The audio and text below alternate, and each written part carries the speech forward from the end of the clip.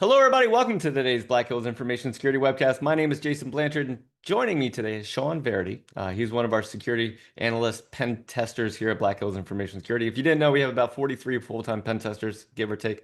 That number changes from time to time. And so we generally ask all of our pen testers, hey, would you like to share your knowledge? And when they have something to share, they say, yes, I would. And so Sean was like, hey, I want to do a webcast on getting started with the OWASP mobile application security testing guide. And I was like, what is that? Right. So this is a getting started in this topic, which means you have some kind of like desire to learn this in some capacity, which brought you here today, which means you have something in common with all the people who are currently on Discord. That's the great thing about this is that when you come to this, you have an interest in this, which means you can connect with the other people who have an interest in this. And so we encourage you to stick around Discord when we don't do webcasts, so that way you can get to know your fellow attendees and get to know people in the community, so that when you show up to DEF CON, you get to know each other in real life. Okay, so Sean, that was my just intro here. We're going to pass it over to Sean. If you have questions at any time, you can always ask them in Zoom. We'll do the best we can to answer them, or you can ask them in Discord, and the community might be able to answer it before that. At the end, we'll go ahead and ask any questions that Sean didn't get a chance to get to. And that's it. So if you're joining us here today, thank you so much for spending your time with us. I'm going to head backstage. And Sean, if you need me at any time, I will pop back in here and make sure, because we had a couple audio issues getting ready for the demos. And so if that I think we're happens, good. if Sean's audio disappears, cool. We'll figure it out. All right. Good luck, Sean. Awesome. Thank you, Jason.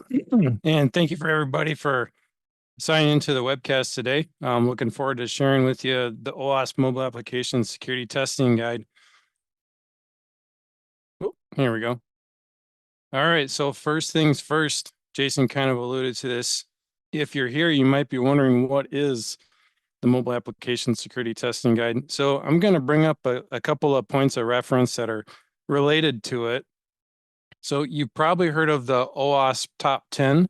So the OWASP Top 10 is something that anyone who's done any sort of web security or web application security is probably really familiar with it. That's like your top 10 vulnerabilities for web applications, SQL injection, cross-site scripting, XXE, etc. So this is from the same organization, obviously. You also might have heard of the OWASP Web Security Testing Guide, which is very similar. It actually came probably 10, 15 years prior to the mobile security testing guide. And as a side note, the web security testing guide from OWASP is fantastic. Another quick story on that. So back when I was starting pen testing, I asked my boss was looking for getting some pen testing for a web application. At the time, I had like barely a sliver of experience with pen testing or ethical hacking web apps, but I said, hey, I really enjoy doing pen testing like as a hobby. Would you let me do it? And he said, sure. And then, he's like, can you show me a plan? And I was like, oh boy. So what I ended up doing though, is I found the OWASP Web Security Testing Guide, which is extremely thorough. And I said, here's my plan, my methodology. It's a very detailed guide. Just a quick plug for that too. Recommend going and checking that out. But back to the mobile security testing guide. So what is it? It's a very methodical guide for assessing mobile apps. As far as who'd want to use this, obviously pen testers could get a lot of value out of it. Bug bounty hunters, if you're looking at programs and you see a program, a lot of times web is very popular in bug bounty program space. There are some mobile programs out there too. And I haven't looked into this a lot, but I have heard that the payouts can be pretty good for mobile pen testing. A lot of times I think that's due to the fact that with mobile pen testing, there's a little bit more of a barrier to entry with getting started with the testing as far as getting set up and that kind of thing, versus web testing. It's usually just point your browser to proxy, etc. And then finally, the people that could get a lot of value out of the security testing guide, I think, is mobile app developers. You can look at that, and it does a great job of explaining, like, these are characteristics of a secure mobile app. There's also some best practice recommendations. Some are very descriptive, not super technical. There are also some very prescriptive recommendations in the guide too. So next question, why would you want to use the OWASP mobile security testing guide? So the obvious answer is if you need a test plan, you need a mobile app test plan, you're trying to convince your boss or, for whatever reasons, the MASTG has this in spades. It's very, like I said, very detailed. We're going to see a lot of acronyms today, a lot of identifiers, and I'll try and point that out as we go. Another reason you might want to use the testing guide is you're on a mobile pen test or you've got one coming up. Maybe you've been doing this for a while and you've encountered a new technology and you don't know much about it. I've certainly done that before where I see something like Flutter or Cordova. These are mobile technologies that you could potentially come across during a pen test. The testing guide is great for that. There's a search feature throughout if you want to find more information on what others have found in testing that new technology. Another thing you can use the testing guide for, if you have experience with mobile pen testing already and you've got a methodology, you might want to benchmark it. How well are you doing? Are you covering all of the areas? One thing we're going to see in a little bit here is the security testing guide does a good job of breaking out various aspects of what a mobile app pen test should look like to make sure that you get good coverage. So you can compare your methodology to what's in the testing guide and see if you're covering all those areas as well. Then finally, this is something that's I'm finding to be more personal or relevant for personally is, say it's been 6, 12 or more months since you've done a mobile pen test and you just forget how to do some things. If you've been pen testing for a while, you just acquire a lot of skills over the years and some of them start to fall off. So it's nice to have a quick resource you can go back to and say, that's it. I need my refresher. I know how to do that particular procedure. So this is a very brief history, literally 2 bullet points of the history of the OWASP MASTG. There's actually more history within the security testing guide that you can read into online. But so it started in 2017. So it's about 8 years in the making. And I can tell you that it has undergone many changes since it first came out. I first became aware of the security testing guide right around that time, 2017 and 2018. And I thought it was pretty awesome. I still think it's pretty awesome. So a little bit of background with me and mobile pen testing. My first mobile pen test was in 2012. And I can tell you at the time in 2012, there was nothing like this. If you think about like network pen testing, we've had great methodologies like this for a while, like the penetration testing execution standard. There's Metasploit Unleashed from Offensive Security. They've been around for a long time, and there's some others I'm forgetting to name. So when I saw this for mobile testing, I was like, this is great. And I saw that it was structured really well, just like the web version from OWASP. It gives you very detailed instructions like copy paste commands, more or less, that you can use when you're doing a mobile pen test. But like I said, it has undergone a lot of changes, and I think that's a great thing that it's constantly changing. That means there's a very active community behind it, and a lot of people care about mobile security testing, the security of mobile apps, and they want to make sure that it's accessible for people to learn how to get into mobile pen testing and do it in a comprehensive way. All right, I alluded to it before. There's going to be a lot of acronyms in the security testing guide. There's 3 that I want to touch on real quick here. MASTG, the Mobile Application Security Testing Guide. That's what you're here for. We're going to talk about that in depth here in just a little bit. There's also MASVS. That's Mobile Application Security Verification Standard. And I think of MASVS as being like the foundation for OWASP Mobile Application Security Project. It's a very descriptive, organized collection of standards for what you should expect to see in a secure mobile application. And then the security testing guide, derives its test procedures from the verification standard. Like, okay, we're saying that the app has secure cryptography. The testing guide tells you how do you verify that the app has secure cryptography, as an example. And then that third acronym on there MASWE, Mobile Application Security Weakness Enumeration. That's basically a catalog of potential weaknesses that you could see during a mobile app pen test. All right, so looking a little bit closer at the MES verification standard that we saw on the last slide. So it's very organized into these control groups. We can see 8 control groups. And this is to ensure that the app does a good job of providing coverage across all aspects of security. And the example I'll use here is, well, if we look at this, we can see storage is covered. So how is sensitive data stored on the device? Is it encrypted at rest? Crypto, is it using strong cryptography? It's not doing like base 64 encoding or anything like that, et cetera. So if you think about this in practical terms, why is this important? Well, say you did a mobile app pen test and you tested for code issues, code injection, and you found there's no code injection issues. There's no SQL injection. There's no XXE, cross-site scripting, none of that stuff.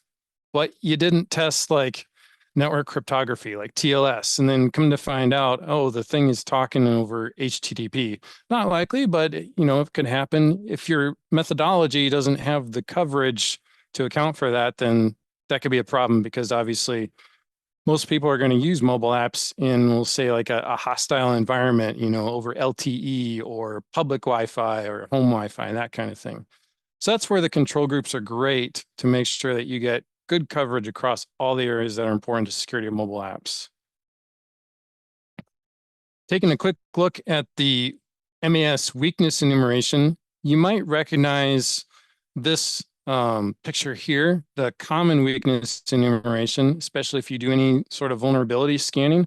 It's very possible that you could get like a reference in like a vuln scan report that says, hey, this, there's a buffer overflow vulnerability in this telnet daemon, and, here's a, it's CWE 120, here's a description of what it means, et cetera, et cetera. So the CWE, which has been around for a while, I think probably a couple of decades at this point, was really the motivation for the MAS WE from OWASP. And we can see here in the picture of the MASW, everything maps back to the MASVS. We see those control groups with the identifiers there on the left. They're color-coded: MASVS storage, crypto, auth network, et cetera.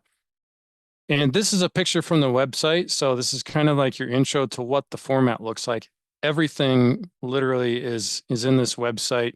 You got search bars all over the place. So if you're in the middle of looking at something and you thought, oh, I need to look for this particular technology or feature or Java class or whatever it is, there's a search bar that's always readily available. There's lots of great filtering throughout the testing guide. If you're doing an Android test or you're doing an iOS test, you can filter and sort to find only things that are relevant to what you're actually doing. And they also do a good job of calling out the status of things. As I've been saying, this thing is under rapid continuous development. They're usually very good about pointing out, like, this test control or this weakness enumeration, it's deprecated, it's no longer relevant to most recent platforms, or if something's in beta or it's not quite ready for prime time, they're going to call that out for you. All right, that's a cue for me. It's time to switch over to the demos. Give me 1 second here. I'm going to switch over and pull up the security testing guide.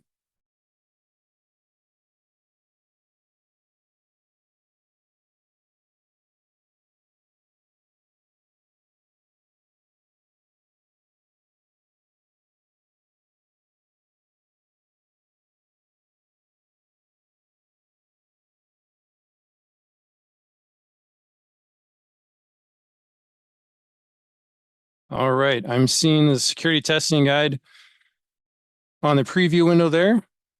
So I'm going to do a brief overview of what the testing guide looks like. So the nice thing is, one thing I like right off the bat is it's free.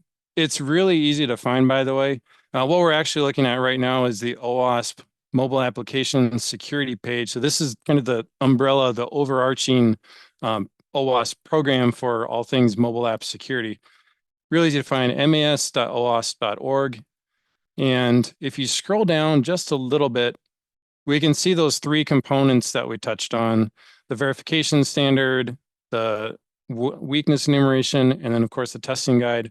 One thing I didn't really get into is the MES checklist. This is a nice feature. It's basically a spreadsheet that you can download and use that if you're planning out a mobile pen test, when you want to track your progress, report in real time, provide that to a customer based off the results of the mobile pen tests.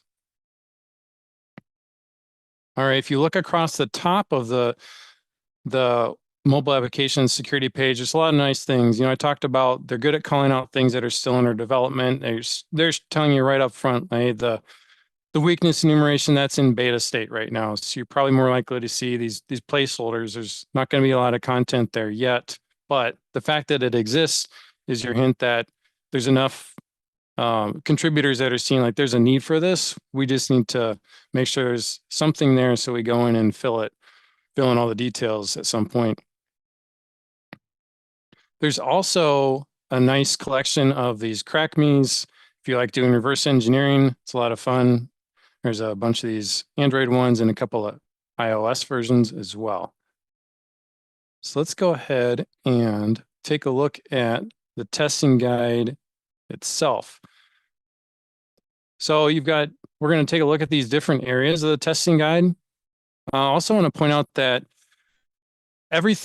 literally everything, the testing guide, there's demo code that you can get from the testing guide, like literal Java code and Swift for iOS apps and that kind of thing. Everything lives in a GitHub repo. So if you want to clone it, if you want to contribute, if you learn something and you want to contribute back to the security testing guide, it's really easy to get started and participate in that kind of thing.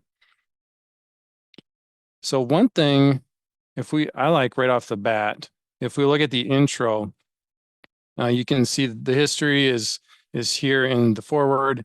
But one thing that's really cool that's in the intro is they've got a suggested reading, which is nice. I always like, whenever I learn about like a new pen testing topic or a security topic, I always I'll have questions that come up and I want to learn more about that thing. So they do a good job of curating some of these books that are relevant to mobile security testing. So definitely recommend checking that out. If we take a look at the general concepts, see several sections here. Obviously, just like the name says, these are very general in nature. They're not super specific, but it is good background to have, especially as you're writing your reports. You want to make sure you're speaking the language that the developers and your clients or customers are going to understand. So this does a good job explaining different things that you could come across during a test. Like you might see a native app or cross-platform app. These are becoming more common. It's like your Kotlin and Xamarin and that kind of thing. Web apps that might run on a mobile device or a progressive web app or hybrid apps too. So definitely good to kind of get your foundational knowledge with mobile app and whatnot. If we look at security testing and just take a look at one of these here. So one thing that's really cool, and I alluded to this in the beginning, the setting up for a mobile pen test can pose some challenges at times, particularly if your app is using certificate pinning, that kind of thing, like intercepting network traffic. Sometimes it works well. Sometimes Android makes changes or Apple makes changes to the iOS security platform, and you have to overcome challenges and getting things set up. So this is a nice section to go back to and reference if you are running into challenges. And this talks about things like setup and stuff you're going to run into as you're executing mobile app pen testing. Another cool thing about the guide is it's got links all over the place and cross references. It's got little icons to tell you what you're looking at. Like we see this link here for Android Studio. We're going to see Android Studio in a little bit. Android Studio is something you'd use if you're going to run an Android app and emulator. You can see this is really cool down here in the Android security testing guide. So they give you a table and talking about like, okay, if you're going to do an Android test, there's different ways you can do it. You can run it on a physical device, you could run it on an emulator or a simulator. And this is really nice at laying out, like, these are some of the considerations with running on a physical device versus emulator, pros, cons, that kind of thing. So definitely recommend checking out that area. Next, and obviously there's going to be something comparable for the iOS side. We're not going to get a lot into the iOS side, but there is a lot there for iOS as well. The best practices section, this part is really good if you are, for a couple of reasons, either A, you're a developer, or B, if you're a tester, or say a bug bounty hunter and you want to provide like solid recommendations. I think that this would be a great place to start. This provides very detailed recommendations for like a particular issue that you run into. Like say you're testing, you found an instance of like the app is not using a secure random number generator, like it's just based off of like current time or something like that. This provides like very good recommendations like, hey, use this Java class, makes a reference to this FIPS documentation, that RFC, really good guidance on how to do it.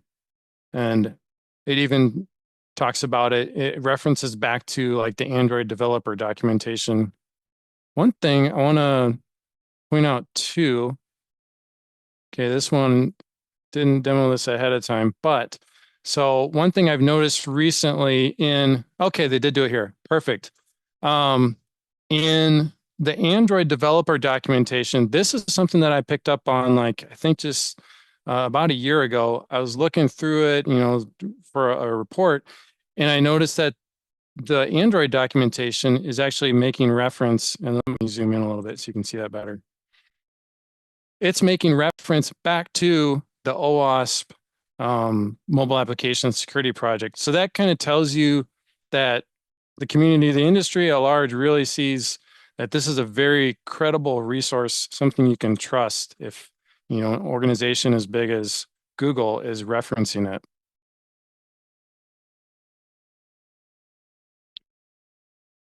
All right, next we've got the knowledge section. And this one, let's see. This is the one I want to show you. Okay. So the knowledge section, this is really similar to the general knowledge section that we saw before, but it's a little more detailed. So this provides you, when you come across like a mobile terminology or like a new technology and you don't know much about it, like say you might be reading something else and you're like, make sure you test the deep links to make sure they're verified, et cetera, et cetera. And you're wondering, like, scratching your, like, what is a deep link? So this is really good for that. You can jump into the testing guide and it'll talk you through like, hey, this is what a deep link is. They might be using custom URL schemes. And what I liked about this particular example, why I chose it, is it provides you a nice screenshot of what it looks like and how they work. And as soon as you see it, you intuitively recognize like, oh, those things, where I click on a link and it tells me I can open an app with this app or that app, that kind of thing. So that's what the knowledge section is really great for. We are going to take a look at the test section next. So one of the things that we check for on every BHIS mobile app pen test is permissions. Basically, the idea of us testing for permissions is, is it reasonable that the app is asking for certain permissions? But just want to use this one as an example. One thing I like about how the security testing guide lays it out is it gives you a nice overview. It talks about permissions, how they're defined in this file here, the Android manifest. It also tells you, as you're looking at that file, like, what are you going to look for? You're going to look for these uses permission tags. And then after the overview, it gives you even more detailed guidance. Like, these are the actual steps that you need to do. You need to extract the Android manifest file from the APK. And then it's got a link to how do you obtain the Android manifest file and that kind of thing. And then it says, look at the declared permissions, and it says, talks about how do you get the permissions. Then the observation, it's basically look at the permissions. It tells you, okay, if you're a tester, a big part of what we do is you got to make a call. You got to evaluate like what you're seeing. Like, is this a risk? Is this not a risk? Is this a big risk? Is this like just a best practice thing? So this talks you through how to make that evaluation. And it gives you a nice example. Like I came up with, like, hey, suppose you're testing like an Android chess game, and it requests a whole bunch of permissions like camera and storage and phone access and contacts and all sorts of stuff. And you're looking at, I'm playing chess. Like, why does the app need all this access and stuff? And it might not make sense. Maybe it does for the chess app. If there's like a feature where you can use camera and you can like play like in real time against another human being, and they're using their camera, and I don't know, but it's something to consider if you're just getting started with mobile pen testing. You want to think about the context of these things as you're doing your evaluation of particular findings. All right, we are going to temporarily skip over the demos section because we're going to do a couple of demos in just a second here. Before I show you the techniques catalog, I wanted to show you the search feature. Like I said, it's all over the testing guide and website. It's really nice. So and the example I'm going to use is Logcat. Oop, not Flogcat. There we go. Logcat.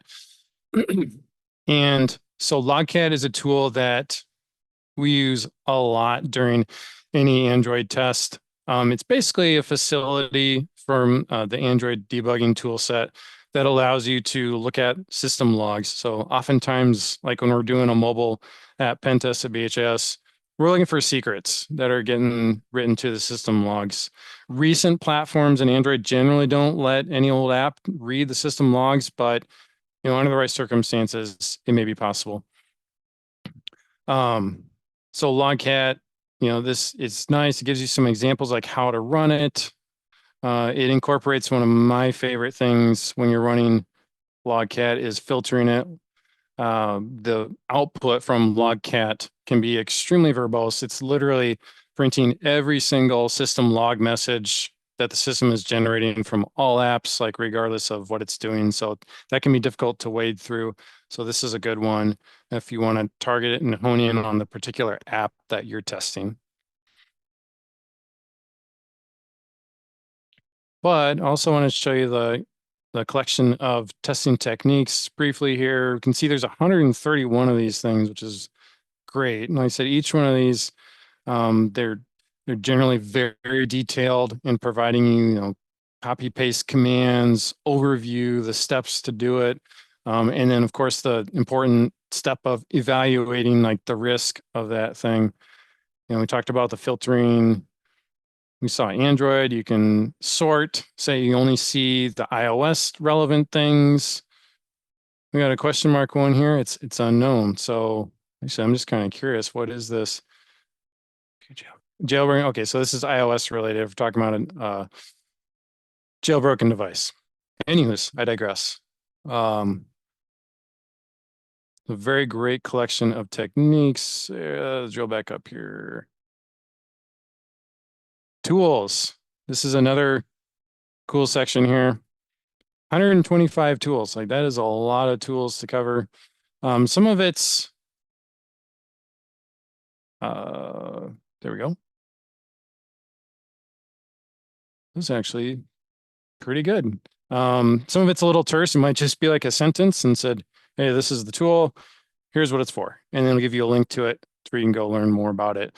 But the fact that it's in the collection is, I think that's important because that tells you that there are enough experienced mobile pen testers or mobile app security engineers or experts that said, hey, this is an important security testing tool. It should probably be added to the collection, at the very least for consideration for someone that's doing a mobile app pen test. So here I went ahead and pulled up a tool called MobSF, short for Mobile Security Framework.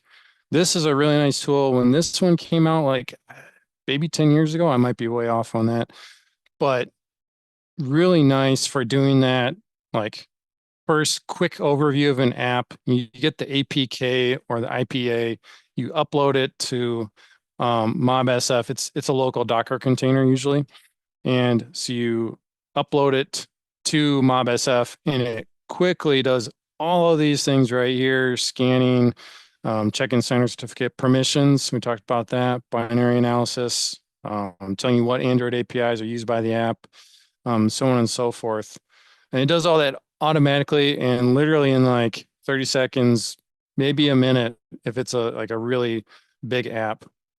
But that was a game changer when it first came out because back in 2012, when I was first starting mobile app pen testing, this wasn't around and you had to go in and do all of this stuff by hand, which is much more cumbersome.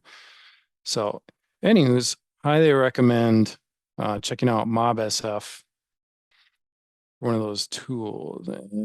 There we go.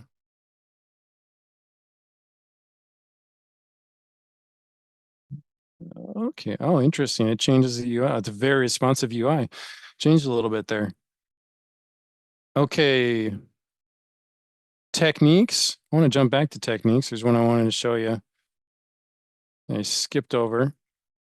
So another reason that the techniques section is useful, this is not like the hacking technique. This isn't the hack you're trying to do. This is some of that foundational technical knowledge that you would need to interact with the mobile app or the mobile device and to do the testing. As an example, you're probably going to want to access the device shell.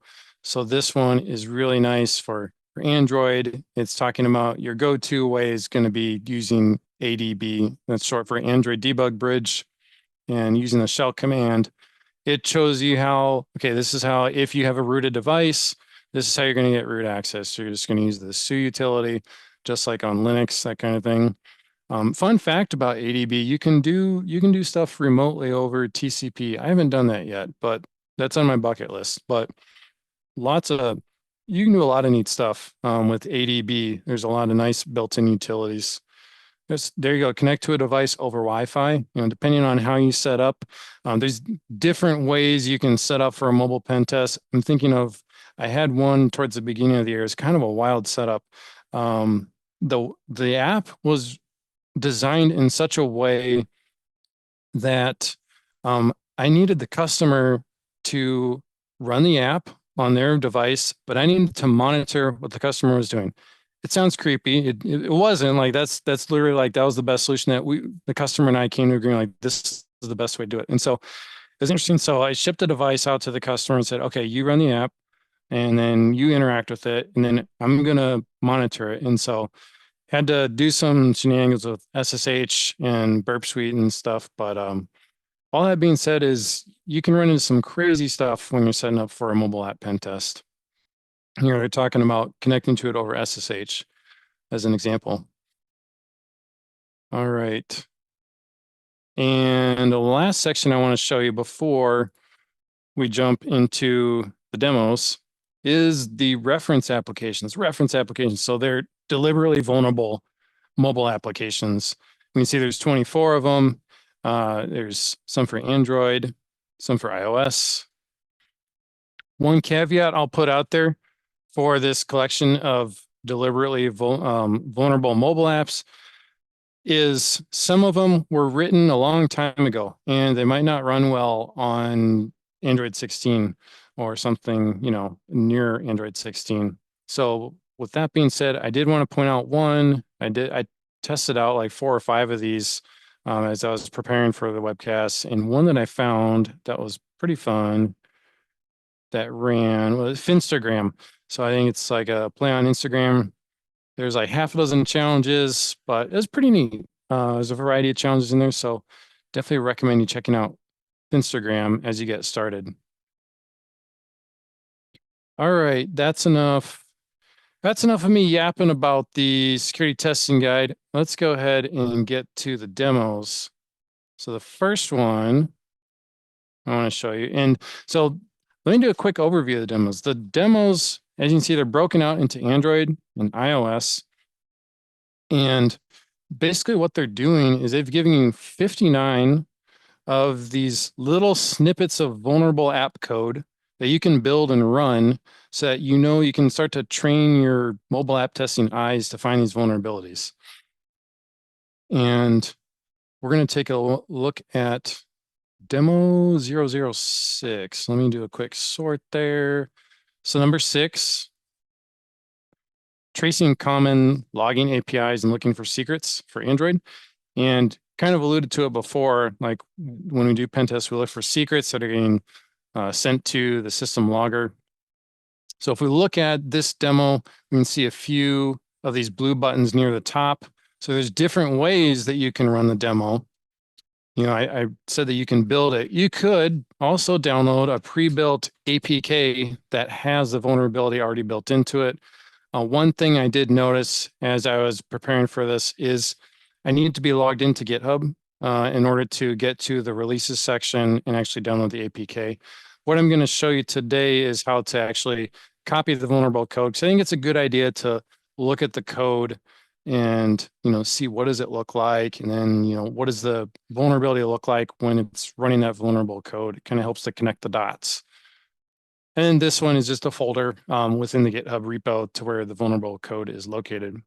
So next with the demos, you're going to see a sample, and in this sample code, it tells us that it's going to be printing out secrets, or passwords, or initialization vectors. And we can see here, there's a file name for it, mastg test.kt. And that's a clue as you're going through the demos of how you're going to build this demo code.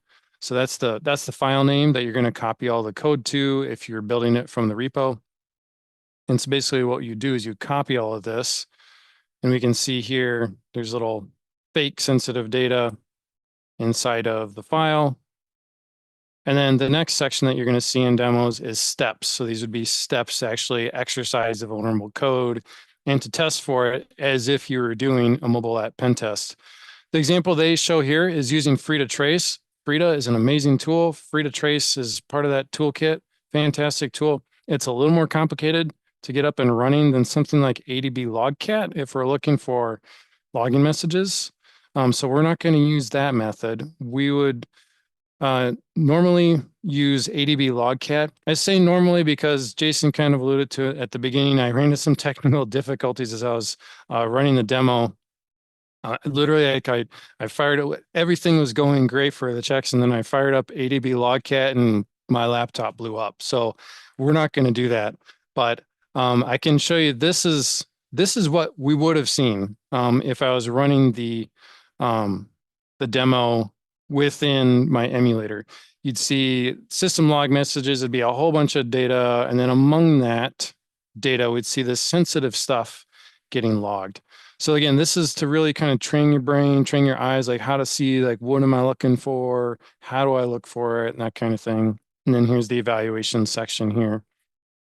So I can show you how you would go about doing this up to a point. Let me zoom in real quick so you can actually see what I'm doing.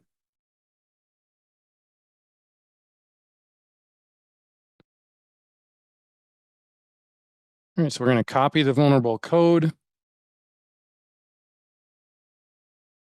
You can see here, beforehand, I cloned the MAS test app, and there's a link for it in the testing guide. I've got the mastg test.kt. This is the Kotlin file where the app is expecting the code to come from. Let's see if I can zoom that just a hair more.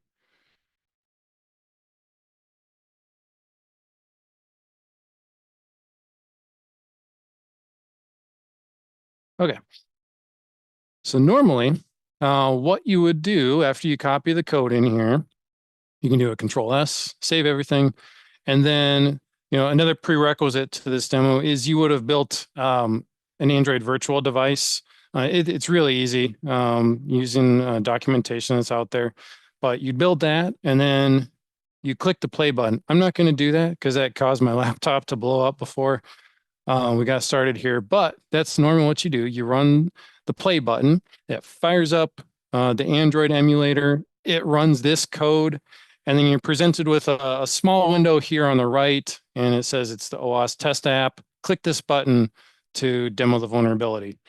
Then from there, good, Logcat didn't blow up everything. So there's a Logcat feature inside of Android Studio.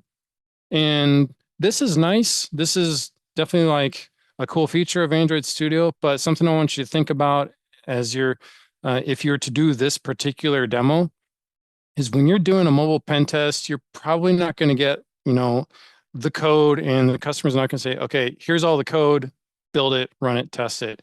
Usually you're going to get the Android app in one of two ways. They're either going to give you a copy of the APK file and say, here you go. That you're most likely to see that if the Android app has certificate pinning. We'll often ask for a version of the app that has certificate pinning disabled so that we can do backend testing, that kind of thing. The other way that you are generally going to receive the Android app is they're going to say, hey, we want to see what an actual attacker is seeing right now. So just go to the Google Play Store, download that, and run that. And so we'll test like what's actually out there in the Play Store. So if you think about that, we're not getting the code, we're not building the APK. So usually what we're going to do is we're going to use Logcat. And normally if I had emulator running, we would be able to see the output, but let me take a path real quick here.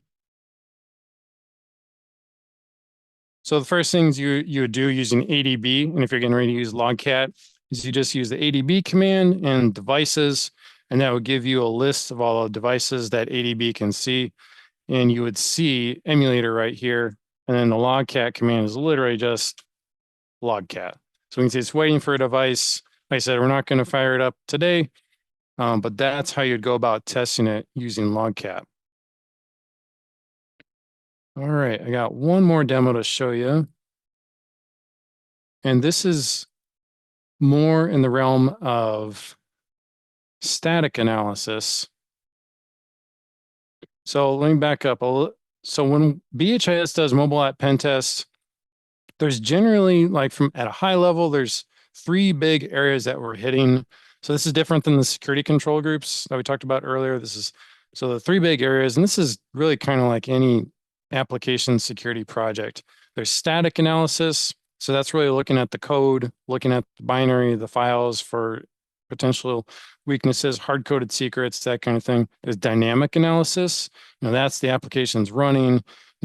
What is the app doing, like, sensitive or insecure things with the file system? Is it using like appropriate TLS encryption, that kind of thing? And then the final big area is API and backend testing. So that's a lot like your typical API pen test or web app testing, that kind of thing. We're looking for injection issues or IDORs or authorization issues, that kind of stuff. So this next demo falls under that first section of static analysis, and we're going to use a tool called Semgrep. Let me pull up the demo in the testing guide real quick though. So it's number 17.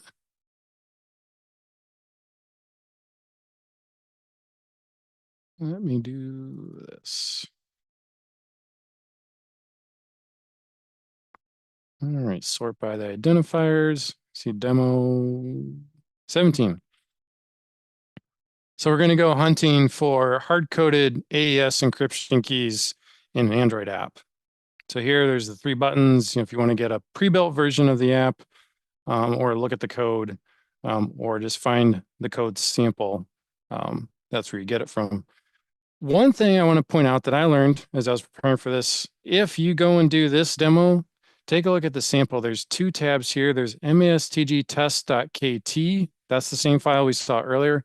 There's this other one, mastg test_reverse.java. This Java one is the one that you want to use for this demo. And I'll show you why in just a second. So we're going to use a tool called Semgrep. Semgrep is that static analysis source code tool. There is an open source. If I understand it correctly, the foundation for Semgrep is open source, but there's a commercial offering that provides, does a lot of nice things for you. Basically, I think there's like a access to like a bigger Semgrep rules collection to make your source code analysis more efficient. All that being said, you can write your own Semgrep rules, and we see a Semgrep rule right here that we're going to use for the demo. So I said that we want to use the Java file earlier, and I figured that out after looking at the Semgrep rule. You can see when you look at a Semgrep rule, it says right there, you have to declare the languages that the rule is written for. And we can see here, that's written for Java. We can also see what the rule is doing. Here's the patterns it's looking for, secret key specs, so that's a Java class. And we also know that it's looking for this pattern here, which would correspond to a string of bytes in that encryption key. There's also instructions here on how to actually run the rule, the Semgrep rule, and what file to run it on. One thing I want to point out here is from a practical standpoint. So this example here is running the Semgrep rule against a single file, the MASTG test underscore reverse.java. So a single file, that's great if you're running a rule and you want to figure out if that rule works, if it's effective, it's actually finding things that you expect it to find. However, thinking about a mobile app pen test, you probably don't know where the hard-coded secrets are yet. So I'm going to show you how we're going to run this using just a bash for loop. It's going to look through every file in the app for any potential hard-coded secrets. Then there's the observation section again. So this tells you if you're doing this demo, this is what it should look like. Now, this is the output that you should expect to see when you're running Semgrep. Then here, just provide some more detailed guidance on what the vulnerability is and that kind of thing. So let's go ahead and switch over here. First things first, I need to copy that Java file into the project code.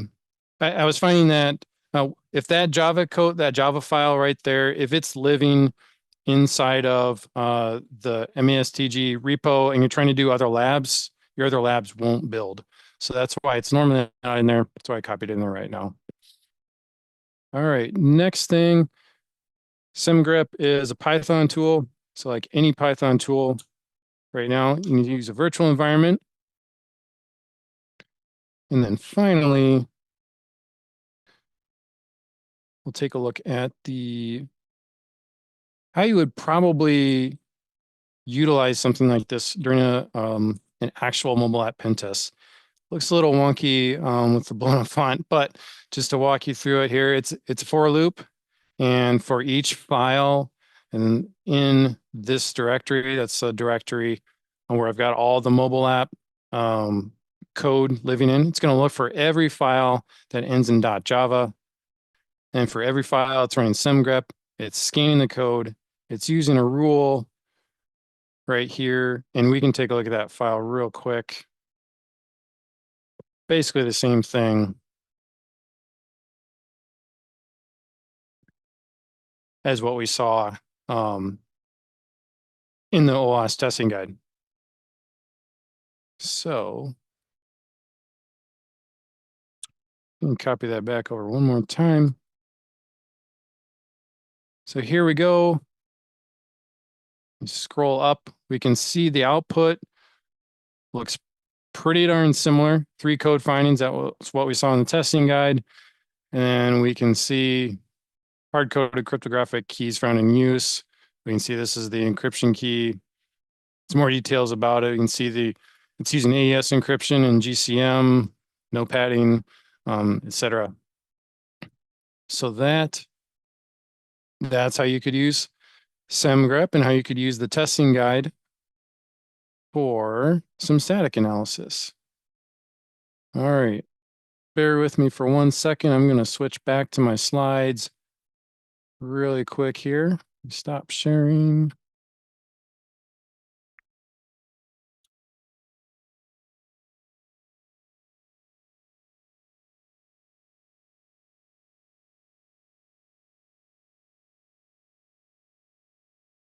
Almost there. Let's see. Let's find that share button. There it is. And it's share time. Okay. Did the demos. All right. Last slide. So if you've never done mobile testing or mobile security before, you might have been sitting there and thinking, oh my gosh, that's a lot. There's so many acronyms. There's so many words I've never heard of. These identifiers and numbers, this is weird stuff. How do I get started? It can be a little overwhelming, right? There we go. This is what I would do is I would take baby steps. Pick at least, think about those security control groups from the verification standard. There are 8 of them. For your first test, pick one technique from each of those areas, and that's your methodology for your first test.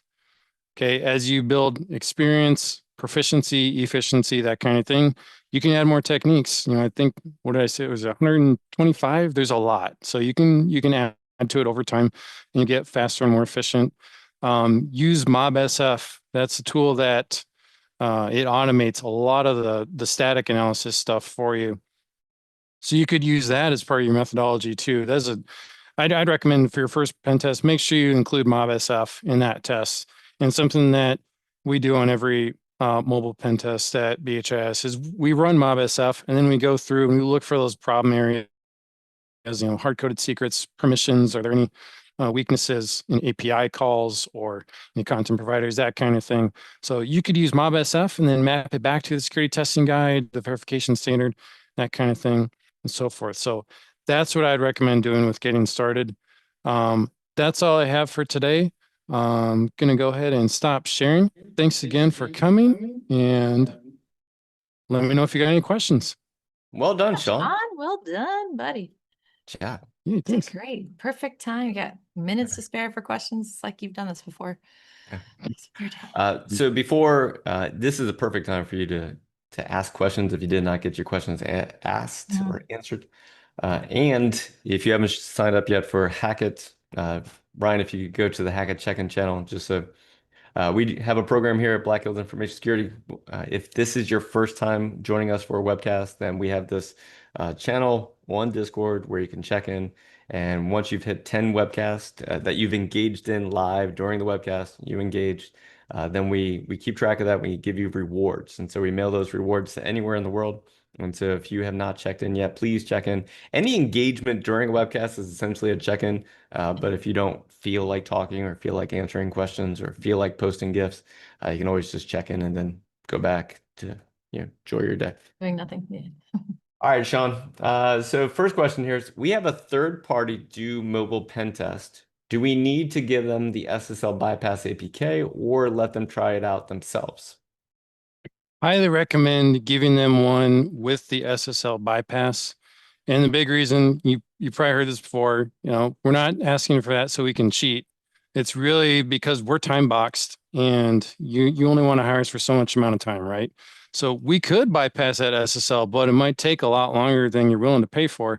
So if you give us that bypass version, we can test the backend, because honestly, that's where your most impactful findings are going to be, in the backend server, not necessarily within the mobile app itself. There can be some very impactful things in the mobile app itself, don't get me wrong, but if there's a critical vuln in your backend, that's a big deal. So you want to help your third-party pen testers get to and find those vulnerabilities as fast as possible. And then what they can do, I also offer this to our customers, is say, hey, start us off with shields up, leave the SSL enforcement on, off. If we find something critical, if there's enough time left, maybe we can go shields up and see if I can still exploit that vulnerability. Because that way you find out, okay, there's a vulnerability in the back end. There's also may or may not be a quick, easy way to bypass it. So that gives you some insight into the efficacy of any mitigating controls that you're relying on, like a web application firewall or whatever. So as a personal question, do you ever download an app and then you're looking at it like, I bet I could pen test this right now? Wait, say that one more time. Sorry. Do you download an app for your own phone and you're looking at it, just wondering this feels insecure? Yeah. Yeah.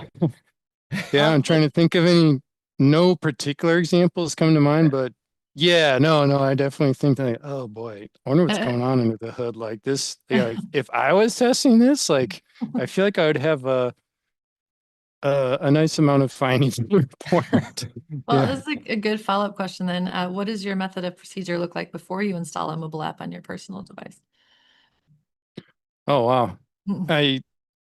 Yeah, honestly, the biggest thing that I do is I don't install a whole lot of apps. I try to minimize it. I actually did a blog a couple of years ago about how when there's like everyone wanted to do like MFA apps, for codes or whatever, I talked about like why are there so many of these things? So I try to, create our attack surface and just not have as many things installed.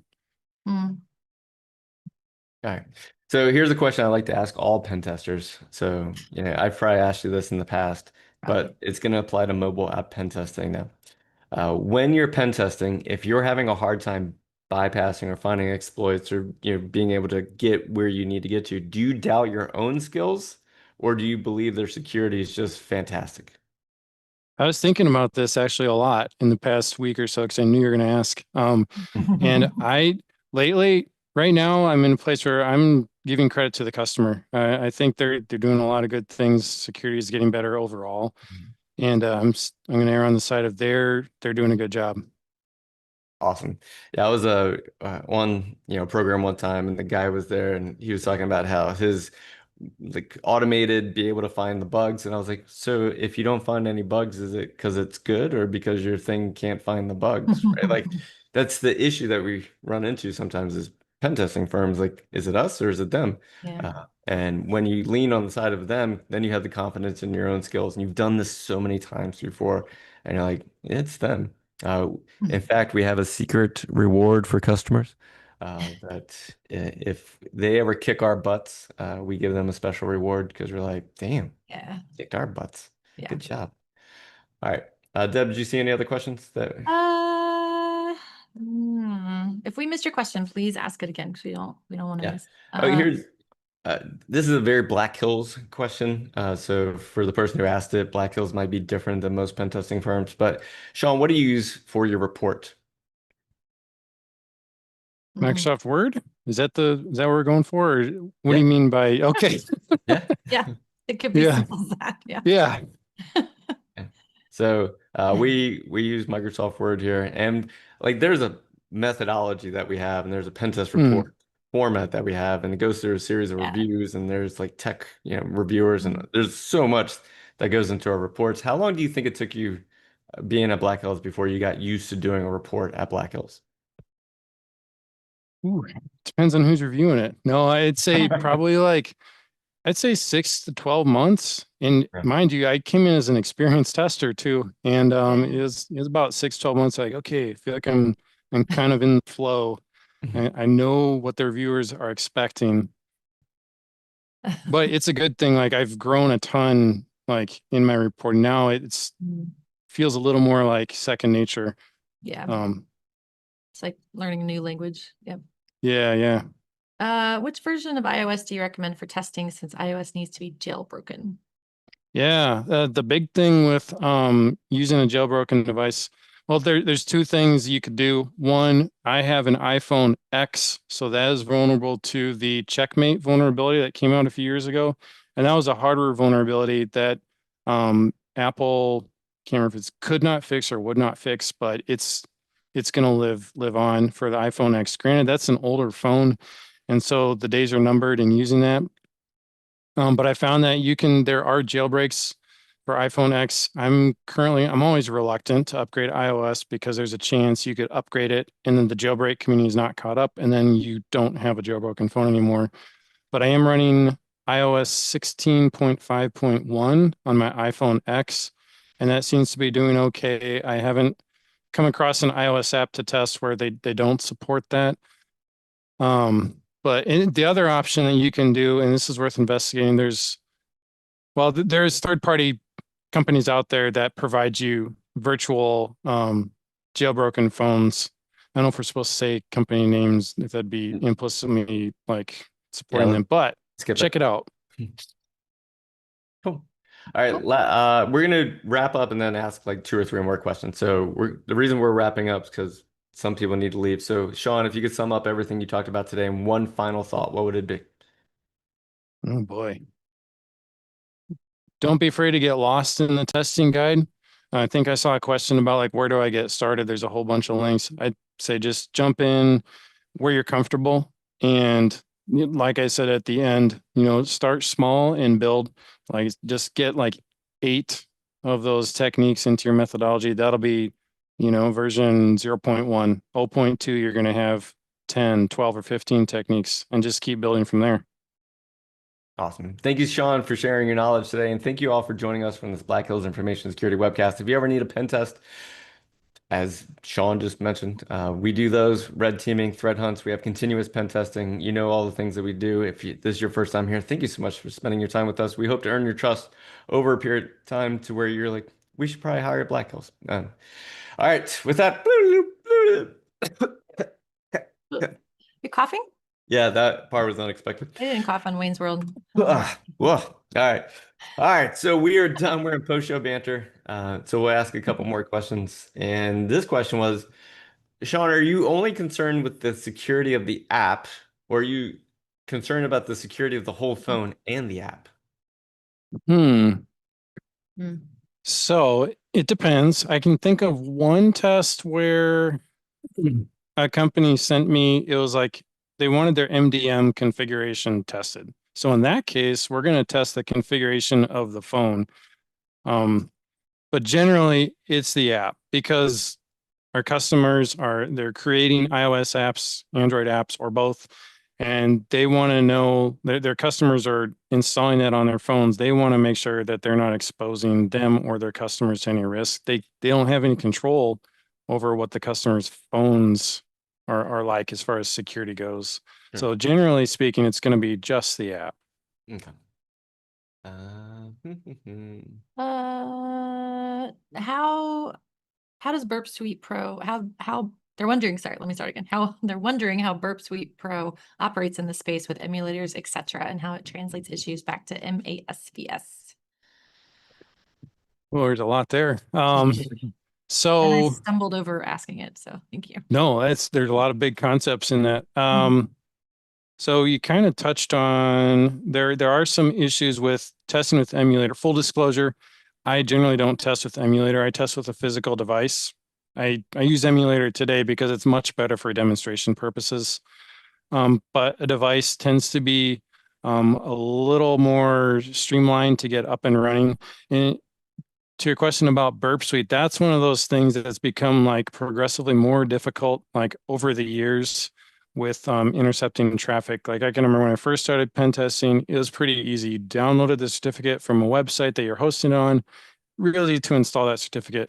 These days, you need a rooted device, and that rooted device, we use Magisk, which can root your phone. And there's a plugin for Magisk called Trust All User Certs. And that module is what does the magic of pulling in your Burp Suite certificate so that you can actually intercept traffic. And that's something that doesn't do certificate pinning. That's just what Android is giving you out of the box. iOS surprisingly is a little easier to intercept like traffic with Burp Suite and that kind of thing. It's not as cumbersome. It hasn't changed as much over the years as Android has with regards to intercepting network traffic. Right. For someone who's new to this, do you have a recommended roadmap sequence of pen test tutorials or mods to go through for someone who's really just starting out? I saw that. I started to answer, but in the Discord. So I would say I kind of alluded to it. Like, don't be afraid to get lost in the MAS. Start with what you're comfortable with and just work through a section and, work through it until you understand it. And then, move on to the next section and build on as you get comfortable with it. Another resource that I didn't call out during the presentation, HackerOne had a series of free videos a while back from, is it Don Isabel? I think I'm butchering company and people names right now, from Now Secure, like fantastic, like mobile security researcher. She had a lot of great iOS videos out there and like about how to analyze iOS apps. I'll see if I can find that and drop it in the Discord, but that's a really good one too, to get familiarized with mobile testing. I think also there's a mobile hacking section in Hacktricks. Pretty popular site and sort of similar to Testing Guide as far as like just being a big online collection of testing techniques and that are useful for security testing.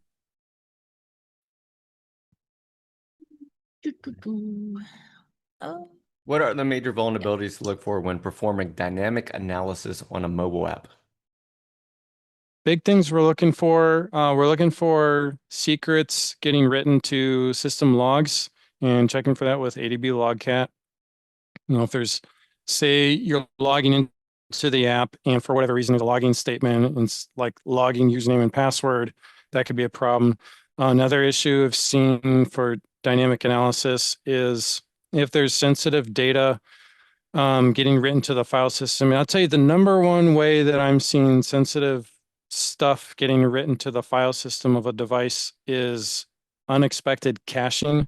So pretty much every app is doing HTTP, talking to web servers. And a lot of times there are default web caching settings that are writing all this data. It's writing your cookies, your access tokens, potentially credentials. It's writing all that to the device. And that could be a problem, particularly because it's interesting with mobile apps. If a web app has cross-site scripting, you usually can't access the files on that device. However, with mobile apps, sometimes it's possible to access files on the device within the sandbox. But still, if you have a cross-site scripting bug and you can access files on the device and there's sensitive things like access tokens getting saved to the device, that could open up the door for like a remote attacker to get that sensitive data off the device. Yeah.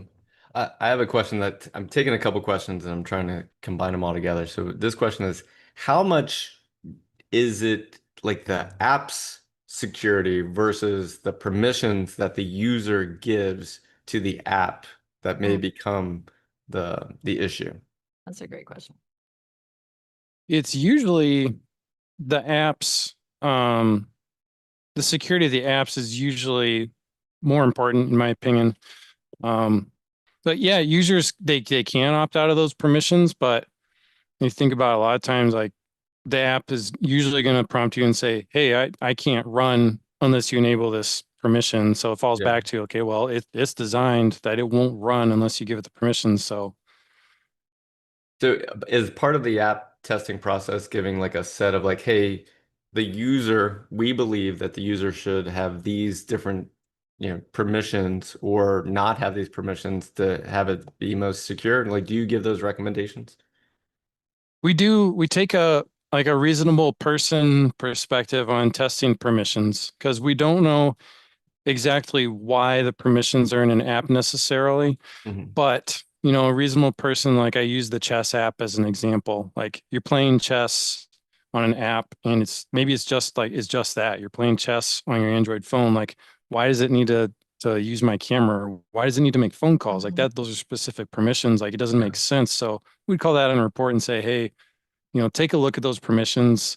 We couldn't find a reason that they're included. So just make sure they're necessary. Cool. And then last question. Thank you all for sticking around with us. And before I ask the last question, I would ask that if you're currently reading the comic book series, The Future Is, issue number 4 is in stores this week, and I'm like, here's what we're really looking for. If your store doesn't carry it, please let us know. We're trying to put together a list of all the people who want to buy it but can't, because there's so many stores that have like, well, we don't know what this is, so we're not going to put it in our stores. And so we're just looking for people who can't find it, so that way we can reach out to those stores and like, hey, there's a demand for this, and you don't have supply. All right. So last question is, how do you automate your testing, or what tools do you use, and then focus on potential issues? Like, so there's probably like a scanning, or there's like a first phase where you're just looking for a whole bunch of stuff and then you hone in on it. Like, so what are those tools? What's that process real quick?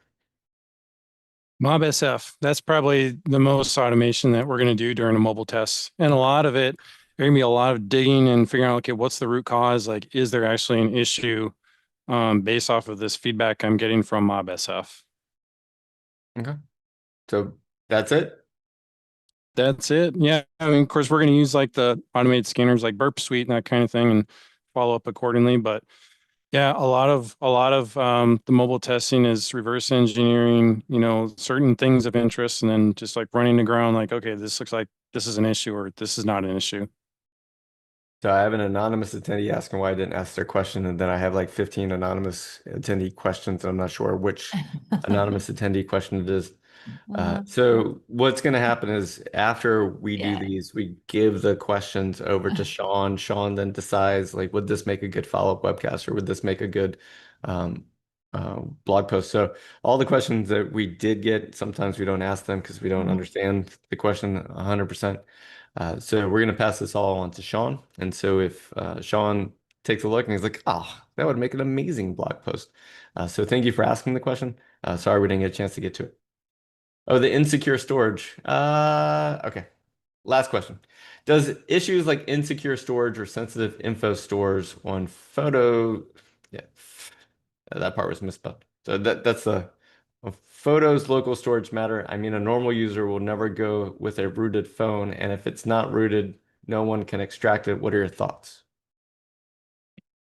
Usually, I mean, generally, no, it's certainly not a common issue. But, if you're running say you got a mobile banking app and your app is designed in such a way where it's downloading like say account statements and it's a PDF document and it's saving stuff to like your download folder, like that's a little more accessible to other things. One of the things that we consider as far as the attack surface or threat actors for a mobile app perspective is like that potential malicious mobile app that's running on your device. Every now and then you hear a headline like, hey, there's like 5 million instances of this, whatever backdoored app that people have installed on their phones. So that's why we take a look at that too. Like there could be that potential malicious app that would do those things and look in the download folder for things like bank statements or whatever else. Cool. Cool. All right, Sean, thank you so much for your time today. Thank you all for asking questions. I'm glad we got a chance to get to that last one. Deb, what are your final thoughts today? Oh, final thoughts. They're probably the same every time, but just thank you for your time. We realize there's so much noise and things to consume on the old internet. So we always appreciate it when you show up and ask questions. And yeah, that's it. Thanks, guys. All right. Thank you all very much. Ryan, it is your turn to kill it with fire, sir. Go ahead and kill this webcast. Do it.